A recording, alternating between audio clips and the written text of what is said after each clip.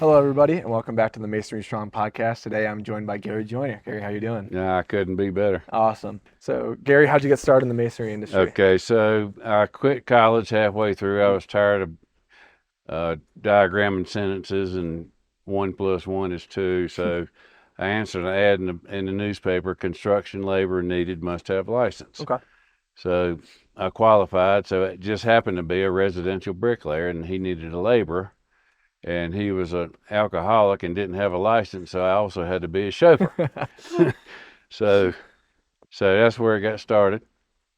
Worked for him for a year or so, and then I was a professional clogger at the time as well. Okay. So we did bluegrass festivals up and down the East Coast, and in this one gig we were doing, a hot-looking lady asked me to dance. So 50 years ago, she's my wife. Oh, nice. From that night. Wow. So we got married and quit pushing wheelbarrows and went back to college. Okay.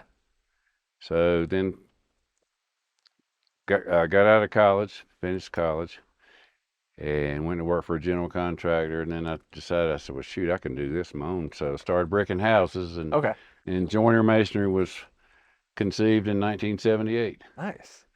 So that's how it all got started. Where did you go to college? Where'd you finish? East Carolina University. Gotcha. And where'd you get your construction management? Awesome. Nice. Well, actually, my degree was I was going to be a wood shop teacher. Oh, really?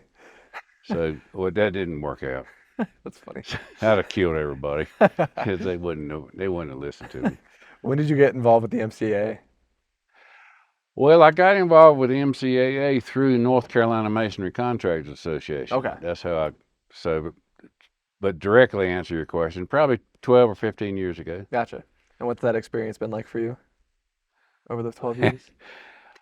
Yeah, there's a lot of good people in this association. Yeah. And we'll get into my retirement later. Yeah. You said, but I mean, I keep coming to these meetings because there are a lot of good friends all over the nation. Yeah. And what has it been like seeing the industry change from when you first started to right now? I'm glad I'm retired. Yeah? Why is that? Well, I like blueprints. Okay. I like a calculator. Mm-hmm. I like a legal pad and a pencil. Yeah. And now it's iPads and AI, stuff like that. Who? AI. I've heard of it. Yeah. So, but that's a complex question. Of course, yeah. My son runs our business sale, but I think that's another topic you're going to ask me. Your son runs Joyner Masonry? He owns it. Awesome. Yeah, so we sold it to him 16 months ago. Oh, nice. That's awesome. And what has that been like seeing him take control? He now knows what his daddy did for a living. So I don't go to the office. I haven't been to the office in 16 months. Oh, wow. Okay. So 16 months and a year before that, I told him and the office manager, I said, I'll be here for another year. And when that year's up, I'm up. Done. So I don't think they believed me. So when I left, I left. Gotcha. Nice. So you retired about 16 months ago, correct? Yes, sir. How's that been for you? I highly recommend it. I mean, I pushed a wheelbarrow for 50 years. Yeah. That's enough. Yeah. What have you been up to in retirement? Any new hobbies or anything? I've been exercising my old hobbies. We've been shelling. I've been traveling a lot and play golf. We stay at the lake half the time. Yeah. That's awesome. So that's only an hour and a half from the house, but we go up there and just do nothing. Yeah. Nice. We don't do anything. Don't start that till noon. So I'm 71 years old. It's time. Yeah. It's awesome. Yeah. So as a Mason, what are 3 traits you think every Mason needs to be successful? Well, quality is the main one. Okay. You know, if you're not a quality Mason, we call them tradesmen, journeymen. We call them boots. So they don't give a flip about what it looks like. Yeah. They just do the when job. It goes in the wall, you just slap it. Yeah. And that's they're not going to last long with us.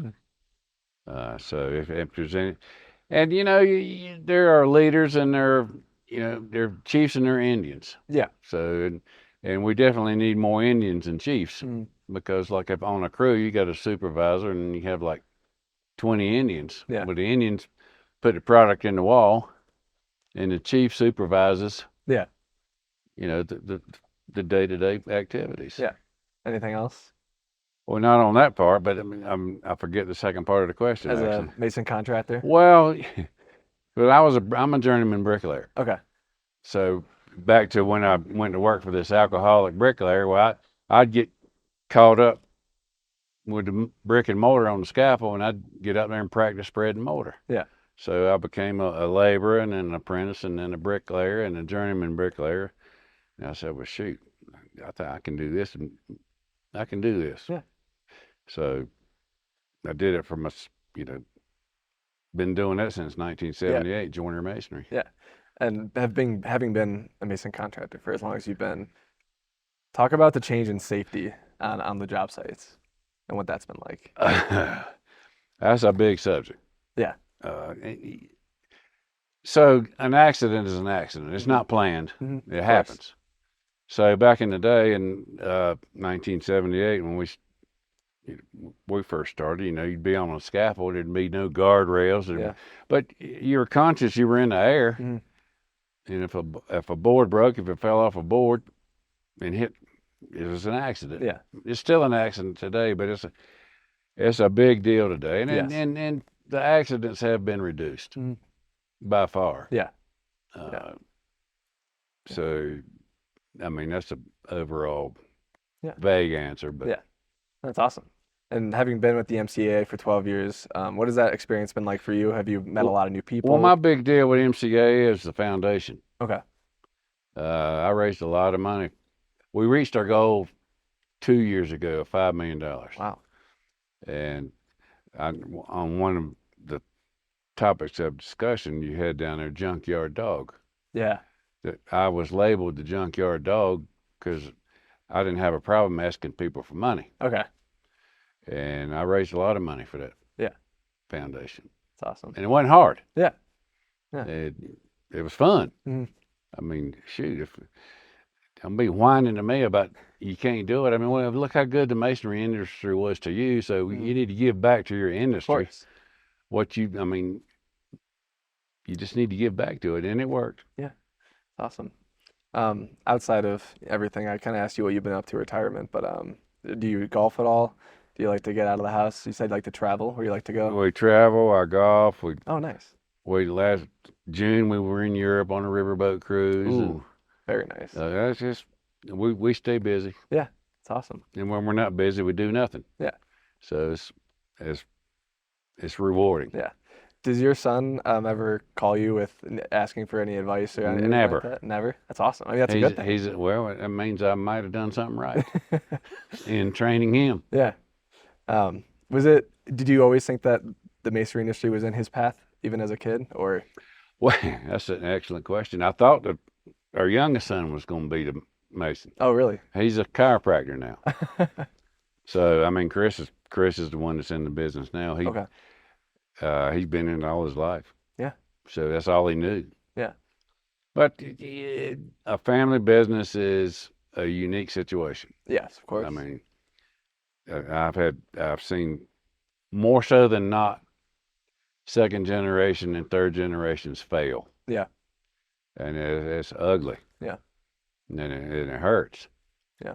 And so you work hard to make sure your son or daughter, they know what to do. Mm-hmm. And if they fail, it's my fault. Yeah. So, and it was time for me to get out.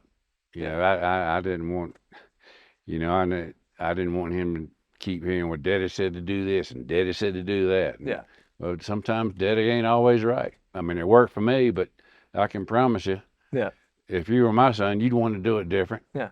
The end result's the same, but it surely ain't the way I'd want to do it. Yeah. I mean, I bit my tongue off several times when some of his ideas, and I go home, I said, just shut up. Yeah. Just be quiet. Tell myself, be quiet. Just let him do his thing. Yeah. It's awesome. Funny thing is now he tells me a couple of things. Well, we're entertaining so and so. I said, well, Hell, I suggested that 5 years ago. What was wrong with my suggestion? Now he's doing it. So I walked in the office one day. I was going out there to borrow a trailer or something, and I see my office manager, ex-office. She said, "Look what I got. I got a stand-up desk." I said, "I suggested that 3 years ago." So it's fun. That's funny. It's kind of funny. Yeah. Did you bring your son onto any job sites with you when he was a kid? Because you Oh, said yeah. he was exposed pretty early. Yeah. Oh, yeah. He knew. Yeah. I mean, I'd go to work bricking houses when they were in diapers. I mean, I bricked houses for 5 years with my own tools. Wow. So, I mean, I had a pickup truck and Yeah. a motor mixer and 2 wheelbarrows. Yeah. And 6 frames of scaffold. Yeah. That's the way we made a living. How did you kind of get the, I guess, skills to build your own company? That's an excellent question.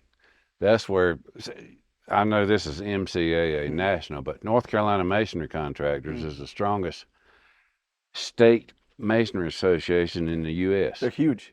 They're Yeah. the best. Yeah. By far, and everybody knows it. And I was part of that. Okay. That association was conceived in, excuse me, 1974. Wow. And I came on there about, I don't know, I guess 1980, Okay. 81. And I'm rambling, but I forget Oh, to. you're good. Oh, where did you learn the skills to build your own company? Well, I was bricking houses. Okay. And you can make a good living bricking houses. You can. You raise your family, but I saw people, contractors who were building schools, Yeah.